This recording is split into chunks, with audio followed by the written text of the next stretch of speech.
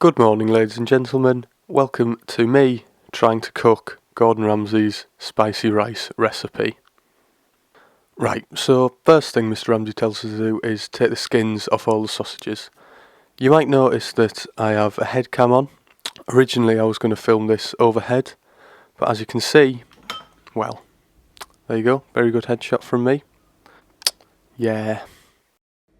So once you've finished peeling all your sausages, and you put all the skins in the bin with a little boom. There you go. It's now time to start chopping onions. So again, you'll want to just chop. Right, okay. Once you have all your onions chopped, you're going to want to turn on the gas, just like so. There you go. Then you're going to want to put in about a tablespoon of olive oil, he reckons, our Jerry Ramsden. Olive oil, indeed. Oh, bosh, get in there, son.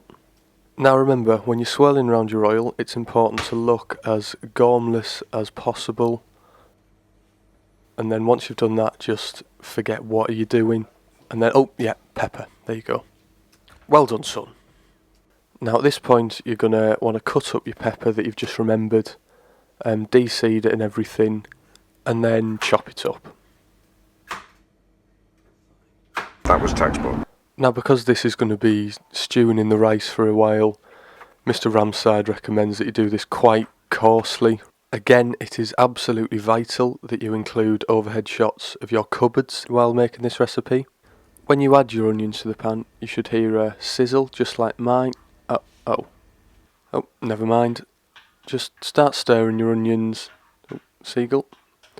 Apparently, absolutely furiously start stirring your onions, just like you've been betrayed by a close friend or family member.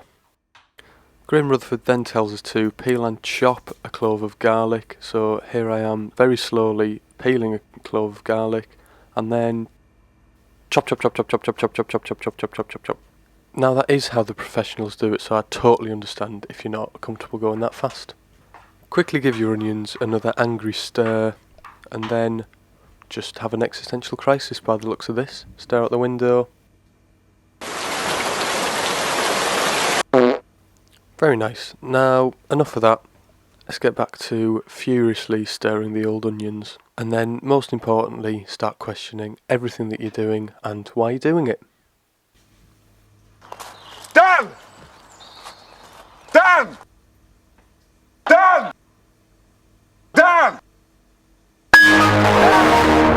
Dan! Great. Once you're finished with all that, put in the peppers to the onions. Come on, put the peppers in. There you go, well done. Oh, last one. Give it a quick stir around. Thank you, very nice. Then, once that's cooked down for a bit, scoop up the garlic and plop it in.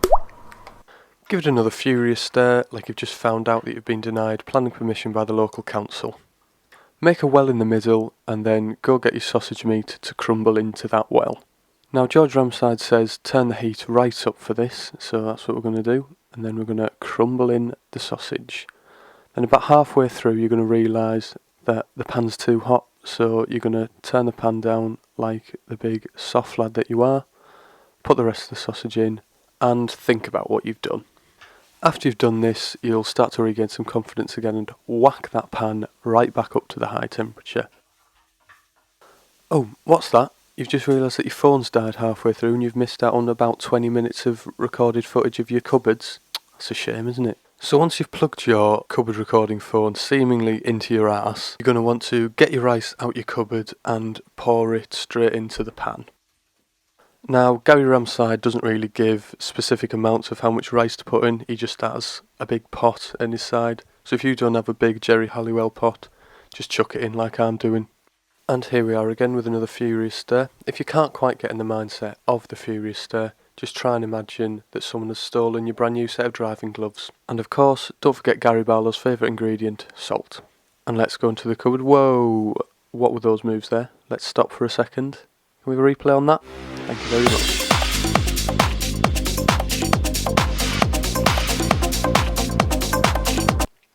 Indeed, moves the Dalai Lama would be proud of. Once you finish with all that, add in a teaspoon of paprika and give it a quick stir in. Bit gentler this time. Now it's time to add in the wine. I'm using a 2-month-old bottle of wine that's been sat in the fridge, but really any other fine wine will do for this recipe. So while that wine reduces down, you're going to want to make your stock. And if you're like any normal person, you're just going to use a stock cube here rather than boiling vegetables for 25 hours. So get your stock cube in a bowl, pour some hot water on it, and there's your stock. Great. Give it a little mash around to help it all melt together. And there you go, there's your stock made. Now pour this into the rice as so, and turn down the heat to a simmer. Give it a little gentle stir again. See, the further we go on, the more gentler the stirs. Try thinking of a soft kitten or a playful sparrow.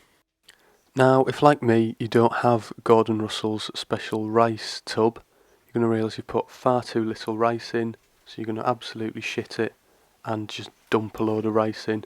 This also teaches us an important life lesson. If something looks wrong, it probably is. Now, it's always important to give your food a little salt and a little taste so you know it tastes alright. Quick little stir. Spoon in. Munch. And another! Munch. Lovely stuff. But it does need a quick twist of pepper. There you go.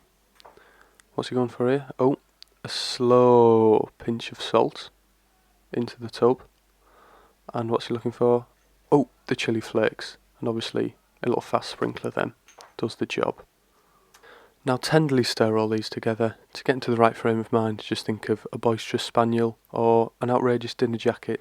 That tends to get me in the right mood. And now Greg Ranton says we have to wait about 15 to 20 minutes before all the rice soaks in. So do what you like in this time. Watch a video, scratch your nose. Or if you're like me and for some reason you're trying to film yourself cooking this with a phone sellotaped to your head, you can just try and rearrange that. Keep giving it quick stirs so it doesn't stick to the bottom. And yeah, job's a good one really, innit? When you reckon it's done, just give it one last final taste. Fucking hell. Bloody delicious. So once it's all done, just start plating it up, stick it in a bowl. I would show you a close-up of this, but that's all you're going to get. I'm sorry, the head cam didn't work. We go again, we learn again for next time. But yeah, job's a good one.